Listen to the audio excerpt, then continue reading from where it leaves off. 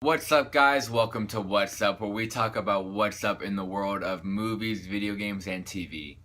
Today's going to be a little bit of a longer episode. I've got a lot of stories to cover, and then at the end I'm going to staple in yesterday's episode.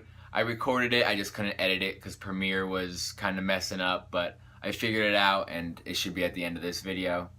First off, it looks like Halo Wars had over 1 million matches played over its runtime. It ended just a week ago, I think. Over 1 million matches were played, almost 1.2 million hours of overall game time. It was an alright game. I didn't really play the first one, but the second one, it was kind of cool just to tell your guys where to go, even though I freaking sucked at it and I died every single time. Halo Wars 2 was supposed to release at the end of this year, but it looks like Microsoft is waiting until February 10th, 2017 to release it. It's going to become part of Microsoft's Play Everywhere, I think it's called, where you buy a game on Xbox One, you can play it on PC, and I think I heard you can use Steam, so it won't be through the Microsoft's own Play Store, which is great because the Play Store was trash. So I think that's one of the forerunners for the Microsoft Play Everywhere. That, Gears of War, and a few other. I just know those two big names are associated with Microsoft's Play Everywhere. Next, we got some news about Nintendo's very mysterious NX console. We don't know much about it because Nintendo's kind of kept it in the dark, but what we do know is that they're not going to announce something big, and they didn't do it at E3 because, quote, in terms of NX, there's an idea we're working on. That's why we can't share anything at this point, and I don't want to comment on the other companies. If it was just a matter of following advancements in technology, things would be coming out a lot quicker. So it looks like Nintendo has this big reveal plan for the NX, which I hope is worth it. It's got some of these cool games coming out, like the new Zelda game. I'm kind of looking forward to play, so maybe I might buy this generation of console. The last Nintendo console I bought was a Wii back in like 2008, I think. So I really haven't been in the Nintendo scene that much, so we'll see what's going on with that. Speaking of some consoles, the Xbox One S was just announced last weekend, and it looks like pre-orders are doing pretty well for it already. But we don't know exactly how well it's doing because Microsoft is kind of hiding the stats, but maybe it's going to be good. I think just the appeal of it being smaller. I checked it today because I heard a bunch of controversy that it started at 400, but what I saw on Amazon was that the 2 terabytes was 400 and it went cheaper than that. Maybe that was just pre-order and it gets more expensive as it's released, but as of right now, 400 doesn't seem bad for a 2 terabyte Xbox that's 40% slimmer and can stream in 4K, which doesn't matter to me because I don't have a 4K TV, so that feature will be useless. But I'm sure the people who spent $5 million on a freaking 4K TV will be happy to spend 400 on a device that can actually handle that. As of yesterday, Overwatch released competitive mode in PC, and it is so much fun. I've played about 8 matches, and my wins are 3-5. So I'm not doing that well in the competitive scene of Overwatch, just like I thought. I was hoping I would kind of handle myself a little better, just because it would bring me up to the big leagues and I could actually get good at the game, but I only have 3 wins out of my 8 games, so I don't think I'm doing that well at the game. I think it's been warmly received by the Overwatch community. I didn't have any trouble finding games. It was I think 10 seconds it took me to find a game. It was the most. So it's just lots of games going on. It's fun. People don't really use their microphones as much as I'd hope to, so we could collaborate. I don't know why they're not doing that.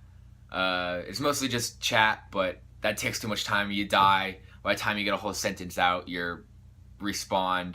And if you're in battle, you can't just start typing. So maybe in the future, as it gets more competitive and people start adapting the game more, people will use microphones so we can kind of chat.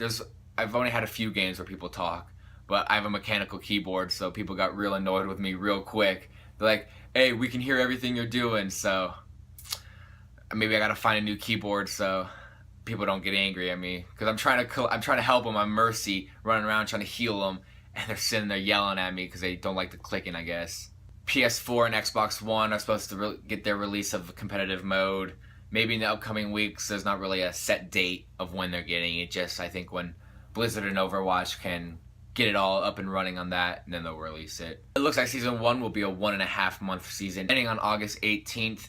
I think it said technically it started on June 1st, but it was only released 30 days later, so maybe that kind of puts a hamper on it, but I think from right now till August 18th, that is a month and a half. So I don't know, I'm already 8 games in, I think, out of 10.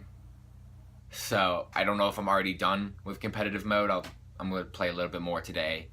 Maybe after I finish my 10 games, I get to restart and maybe get a better score. We'll wait and see. Speaking of Microsoft, Phil Spencer just announced that the 1 millionth Xbox One Elite controller was just made or sold. I don't know. The message just doesn't really say. It just says, "Great milestone, our 1 millionth Xbox One Elite controller. Thanks to all who have supported." I haven't bought an Xbox One Elite controller, mostly because it's $150. I mean, I would love one, all the different paddles, sensitive gameplay, and all of that. But $150 for a controller is pretty ridiculous. I was looking at the custom ones where you can color them whatever you want, and those are $100, and I thought that was ridiculous. I tried to go buy a spare one just like to play co-op and stuff, and it's $60. I'm like, make the controllers like $40 or something. You don't need the money, but they're a business, so it's all about the money. In the newest Call of Duty DLC, it looks like we're gonna have to fight zombies and dragons.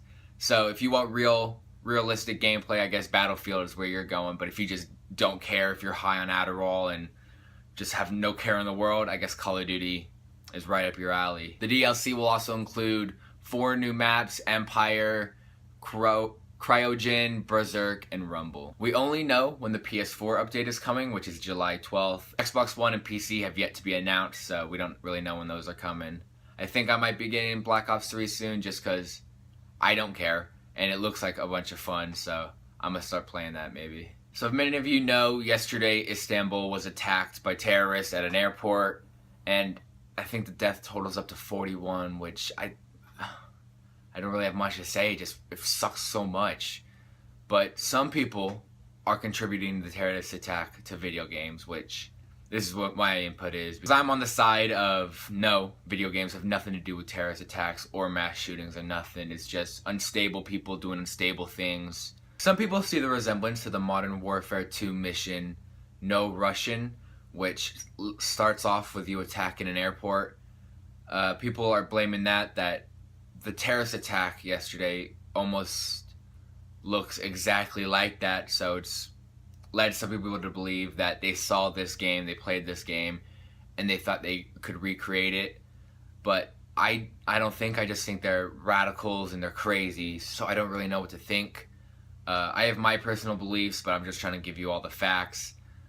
41 people, as of 2 hours ago, have passed away due to this attack, and over 140 people were injured. The attack included 3 bombs, which they placed throughout the airport. After the bombs went off, they started firing upon the civilians in the airport. Police engaged, 2 of them ran into the building, 1 of them was shot and laid on the ground for 20 seconds before killing himself with an explosion. All 3 attackers were killed. However, no one so far has claimed these attacks, so we don't know if it was just 3 standalone crazy people or if it was the entire crazy organization. We don't really know. As of right now, hopefully some more leads come forward in the future. And let's end on a happy note. Game of Thrones Season 6 finale got 9 million views. As you know, I freaking love Game of Thrones. I've been talking about Game of Thrones, I think, all 3 episodes so far. And I just can't wait another year. It's record-breaking this season. The Season 6 finale brought in 9 million people when it was aired. Like, the second it was aired, 9 million people tuned in to watch it. 23 million average throughout the week of every Game of Thrones episode this season. So this is a huge season. Hopefully they're getting enough money. Hopefully they get enough backing for season 7 and 8. But I just found out, which really upsets me, is that season 7 and 8 will only be 7 episodes long. So that's 7 weeks, 7 hours, and then a whole year to wait. Unless they do season 7 in the spring, season 8 in the fall, which I hope they do, because 7 episodes is just not going to cut it for a season. Freaking bump it up to 10. I don't care if you have to draw out episodes. I do care. Don't don't make episodes if you can't, if they're just gonna be boring and filler. But 7 episodes, you can't write some more. You can't write 3 hours more. I guess 7 episodes each is all we're gonna get to conclude the massive setups that season 6 presented us with. But I hope they handle it well. I think they have. Game of Thrones has handled this story very well, and I'm quite excited for all that. Alright, thanks for watching this episode. After this, I'm going to throw on yesterday's episode that didn't get released. If you care about yesterday, stay tuned. If you don't, then see you guys later. What's up, guys? Welcome to What's Up, where we talk about what's up with video game news, movie news, and TV news. We're going to start off today with some video game news. It looks like we will not be getting Elder Scrolls 6 until a little later. A tweet went out from Pete Hines saying that they are not in production of the Elder Scrolls 6. So we don't know if they were in early production, they just halted it for their other games they're in, or if they just haven't even started yet. So either way, we won't be getting that for a while, which is understandable. They just put out Fallout 4, so that was a big game for them to have to handle. They're still putting out DLC for that. So hopefully late 2017 we'll get it at the next E3. It'll be announced at least, or maybe it might be 2018. Either way, I hope it's good, and we just have to wait. Next, it appears that the Division DLC, that not a lot of people can find it. It was the first DLC that was paid for, and for some players it appeared that they could not access the underground content due to connectivity issues, and just the game wasn't quite working as well. And it appears that as of 4 in the morning today, they've made about 6 updates on their Twitter trying to find a workaround for it. Hopefully the people who paid for the Division DLC, hopefully they get it to work, or that'd be a huge waste of money like the game already was. And it looks like Activision has gotten Orion off of Steam due to some stolen assets from Call of Duty Black Ops 3 and Call of Duty Advanced Warfare. David Parcell of Trek Industries said Orion was taken off of Steam due to some copyright claims. Parcell cites a portion of the takedown request in his post, which says the notice was issued on behalf of Activision, who alleges that Orion uses weapon art content from Call of Duty Black Ops 3 and Call of Duty Advanced Warfare. Weapon art in issue includes the M8A7 rifle, the Haymaker rifle, and the Ball 27 rifle. Orion was pulled down without notice from Activision. It says the game was on sale for 49 cents compared to its 99 cents, so maybe it got more exposure and Activision recognized that, hey, some of these weapons look like ours, so they issued a takedown, but they didn't even warn the Orion team, so kind of came out of nowhere. From what I can tell, they kind of look just a little similar, but to issue a whole takedown for the game instead of just asking them to reskin them or something, it's pretty harsh. And to take it down without warning. Then we got some deals on Xbox One that are through July 4th. Not as big as the Steam sales, but there's quite a few of them. If you care about the DC universe, it's $35 now for 3 months. If you care enough to buy 12 months, it's $90. Dead or Alive 5 is receiving some cuts. NBA has quite a few sales going on, including NBA 2K16 Michael Jordan Special Edition for only $40. And Titanfall Deluxe Edition for only $5. If you still have an Xbox 360, that's also getting some sales. Bunch of Mass Effect sales for 360, 2 and 3. So if you like Mass Effect but you never really got it and you still own a 360, it's on sale for less than $10, it looks like. NBA 2K16 on 360 is also $30, and Titanfall Deluxe Edition is still at $5 for the 360. Then on to some movie news. Not that much in terms of movie news today, but a big story, at least for me, a fan of Transformers. Tyrese Gibson will be back as Epps for Transformers The Last Night. I haven't heard much news about Transformers 5, but I've liked all the others. I've said it before. They get bad press, but if you just like giant robots fighting, they're freaking awesome movies. Epps was one of my favorite characters from the early ones. I don't remember if he was in 2, but I know for sure he was in 1 and 3. He was a fun character, so if they're bringing Epps back, maybe they'll bring back Sam Witwicky. He has a lot to do with everything, so it is kind of weird that Bumblebee just left him in the 4th one. He was a huge friend and owner and protector for the first 3 movies, so we don't really know what happened there.